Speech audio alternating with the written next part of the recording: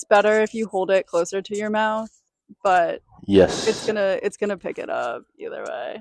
Okay, I've got some experience with like recording myself at home doing demos and stuff. So True. Did you record all of your music at a home studio? yeah, like the studio is the edge of my bed. That's from what you saw on stage tonight. It all starts on the side of my bed. I've actually left an indent like where my butt is, No way. No um, way. and then I just have like a little table with my laptop and stuff, and I just kind of go from there. That's cool. So are you the lead songwriter for the group, would you say? Yeah, the process is like I'll maybe just be sat at home. I'm constantly playing guitar and stuff, like whether it's like sat on the sofa or on the toilet. Like I've always got the guitar, um, and yeah, then I'll come up with an idea, take it to the home studio, and and then I'll send it to the guys, and I'll say, please, can you learn these parts, and then give them a bit of time to learn the parts, and then we meet, and then they embellish them and add their own flavor to it. Mm-hmm. But yeah, I'm kind of like the sole songwriter. Gotcha. No, sick, sick. Okay. What's your review of tonight? How do you feel? Yeah, I feel great actually. Like, I'm always a bit pessimistic, like before shows. Okay. Um, but every time I play, I'm just like, I don't know, you get into the zone and you sort it for yourself. What are you pessimistic about? I don't know. I always feel like I'm shit and stuff, and I don't know. Like it's weird. I guess it's like I'm always just trying to be the best that I can be. Um, so it's like easy for my doubts to come in before a show sometimes, and I just want to make sure that everybody enjoys it. Yeah, it's interesting because I would say out of the three bands tonight, you had the most like compelling stage performance. Like there was a lot of Yeah, chit chat between. It was funny. yeah. Do you get stage fright? I have done at times. It fluctuates a little bit. Um, and like I don't know, I it's kind of like a bit of a Chandler Bing situation where it's like I'm super nervous, so I'm like I'm gonna try and make some like shit jokes, and like Just gonna yeah, laugh through yeah, the exactly. pain. But like a couple of people said to me after the show they enjoyed the chit chat and stuff, and like I usually get that feedback. But it's like, yeah, I'll say something and then there'll be like one laugh in the crowd. But yeah, it makes it feel easier for me. True, true. Yeah, it definitely like cut some of the tension in the Yeah. room. And we were talking earlier about like kind of that feeling of tension in a room where despite there being a lot of music and a lot of like powerful music, Mm, people are kind of just like a stuck bit. in their Yeah. box. Well, I think, you know, when I go to a show as a fan or like as a spectator, um, sometimes like you're there, you're there to enjoy the music, but you're also very conscious of yourself. Um, and you know that you're at a cool venue, and you know that there's like a cool band playing or whatever. And I think like being in the crowds, you don't want to go crazy and like make people think that you're nuts or something like that. So I think like a part of like what I try and do on stage is act weird Hmm. and try and bring that out of people. I feel like as someone who was standing in the crowd, it did work. Like I felt like again, it cuts through the tension. It makes Mm. everybody feel like yes, like we're just in this room right now, hanging Yeah. out. Um, how did you feel about like the level of movement coming from the crowd? Uh, Well, I mean, I sing with my eyes closed a lot of the time, but I try and like gaze into the distance a little bit and see what's going on. I was pretty happy with the movement actually. Um, I think when I feel good about the song, and you do have those feelings during a song, um, I just think it like the crowd mirrors that as well, and I think like what I was doing on stage was like me and the crowd were kind of like well tuned. I'm not expecting anybody to like start a mosh pit or something. Hopefully, like when the crowds get bigger, that could happen. But Yeah, it definitely could happen. yeah, you think so? Yeah, yeah. Like, but one thing I did like about your band compared to the others tonight is you guys had a lot more lyrics, which I think helps people connect to music. Yeah, yeah. That's a big thing for me. Like I literally just wrote a couple of new songs the other day, um, and I'm really trying to focus on the melodies and what the lyrics actually are saying.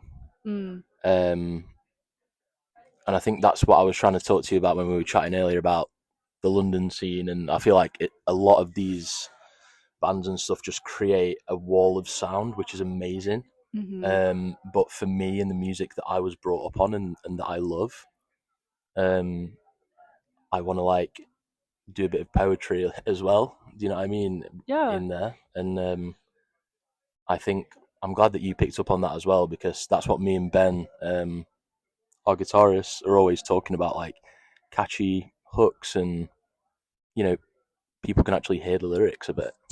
Yeah, it's awesome. And I was telling them inside tonight's set actually quite reminded me of the Philly music scene. It's Mm, also very noisy and like a lot of the wall of sound is a good way to put it, yeah, actually.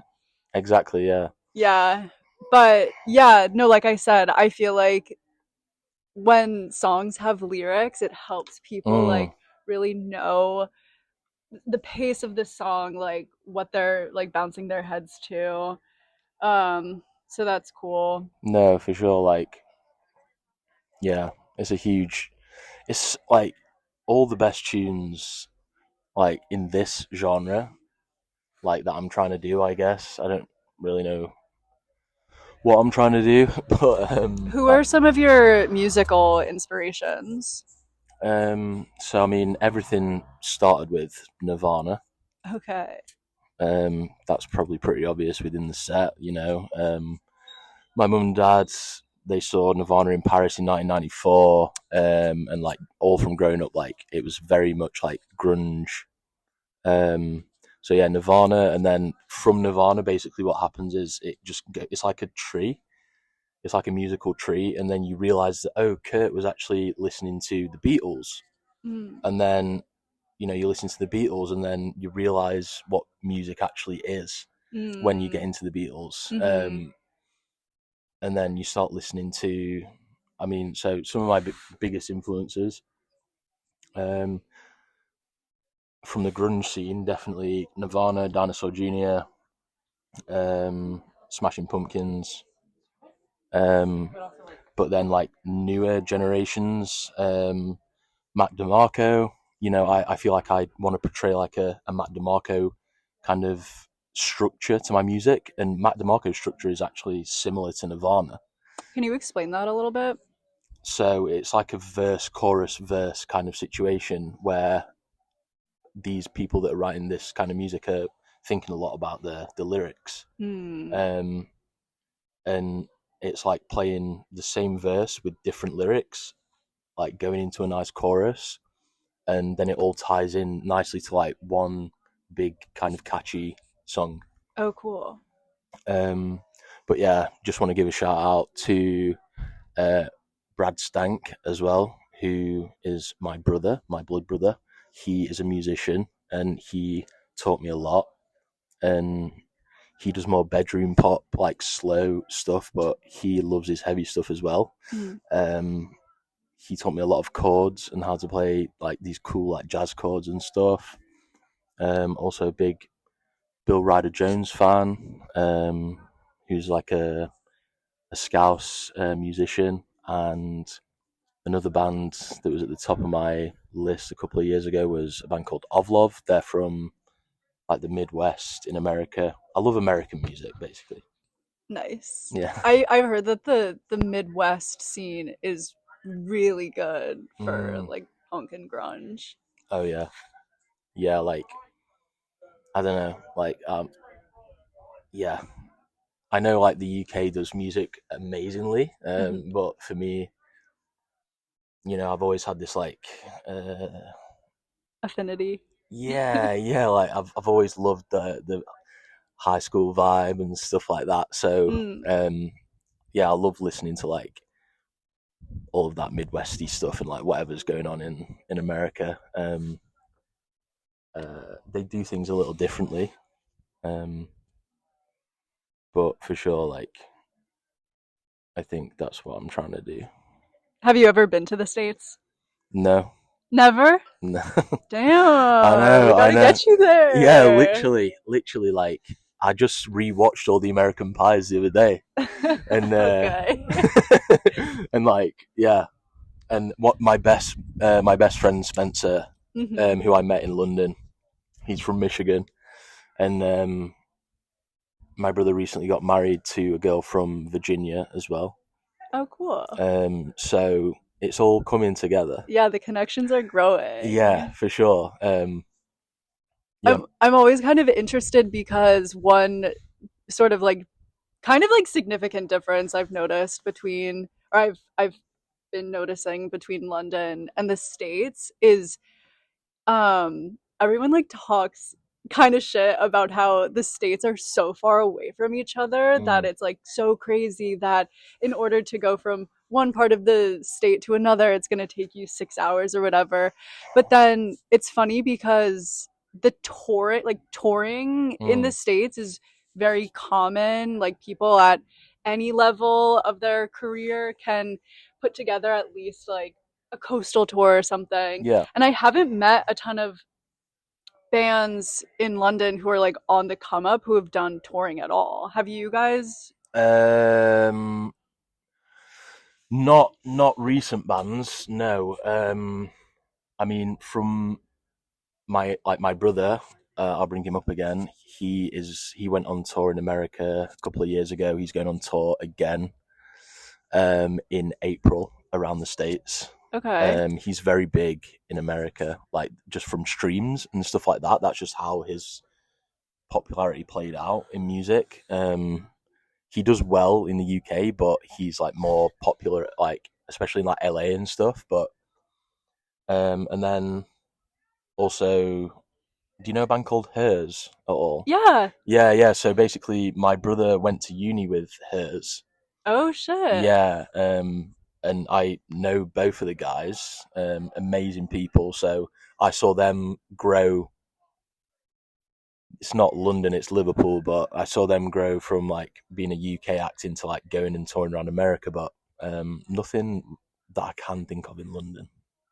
But yeah, Okay, that I mean that's awesome as a like I guess an inspo. Would you I'm sure would you tour in the States? yeah, literally, I've just been saying this recently. Like sometimes, you are thinking, what am I actually trying to do here? Like with the music and stuff. And I mean, the music, if I'm not creating and stuff, I become very low Hmm. and depressed. I always have to be like writing something and getting it out there. Hmm. And like now I'm at the point where I'm doing that. And like I would love to, if I could like just say that I've been on like one tour in America, like that would be my dream come true for sure. And yeah, because yeah, I love that place, even though I've never been. No, that's Sounds so stupid. awesome. No, I think that's a really great dream to have. Yeah. Do you picture yourself playing on the East Coast or the West Coast or the Midwest? I mean, it's a trick. So, I mean, I think the sound suits. I mean, classically, you would probably say, the grunge era was West Coast, Seattle. Am I right in saying that? I think historically you're right, like the Pacific Northwest Yeah, for sure. Um, but like I was saying, Philly is a pretty grunge city. yeah, yeah, and that's East Coast, right? Yeah. Yeah, yeah, yeah. But yeah, so I went to see a band who played at the George Tavern. They're a band called Sharp Pins. They're a New York band, I think Brooklyn based. Okay. Um, Fucking incredible. And I feel like if I moved to New York and was doing the Yurn stuff in New York, it would really do well. So I feel like I would love to tour that side of America. Mhm. But then you just have like the vibes over on the west, which is where my brother is mainly popular because he's more slow and more like Mhm. vibey and stuff. Do you know what I mean? Mhm. So I think that, I mean, correct me if I'm wrong, but like the East Coast is more like a bit like jagged and stuff like that, whereas like the West is a bit more like yo, like chill and all that kind of stuff. Yeah, I would say generally that's accurate. The East Coast is more of a harsher sound and Mm. the West Coast, but I think we're also defining the West Coast by LA. Like Yeah, I mean I've read a lot about the scene in like Portland and I was literally just thinking Portland. It's like we yeah. connected telepathically. Um, but yeah, like Portland. So yeah, like the very very early grunge scene, like kind of started in Portland. A lot of like punk bands and stuff like that. Mhm. Um, and That's then where Kurt Cobain was from. Or I think he was well, based in Olympia or in a part of yeah, Washington. yeah, Washington. Yeah, I mean, Kurt Cobain facts 101 over here. He was Hit born in us. Aberdeen in Okay. Washington. Okay. But yeah, he did live in Olympia for a bit actually. Um, I know that because of Kathleen Hanna's book, who is the front woman of Bikini Kill. Sick. Yeah, I bet that's a good book. it's such a good book. Yeah. Yeah, uh, it like put me on to. I can't believe I wasn't more hip to it, but like the whole Riot Girl movement, Mm, so cool. yeah, for sure. Like, yeah, the girls like needed to do that for Yeah. sure. No, I was actually thinking about it tonight because not to flex or anything, but I felt like your set, as we were saying, like I think it was connecting well with people. I think the energy from what you guys were playing was transferring well to the audience, and like you could tell that people were really into it and headbanging. But it was me and this one other girl in the back of the room who were like dancing the most. Yeah, And I was like, that's great. we need girls to the front. Yeah, mate. Like, please, like, come to the front. Yeah, like, I mean, literally a gig that I played last year. There was like midway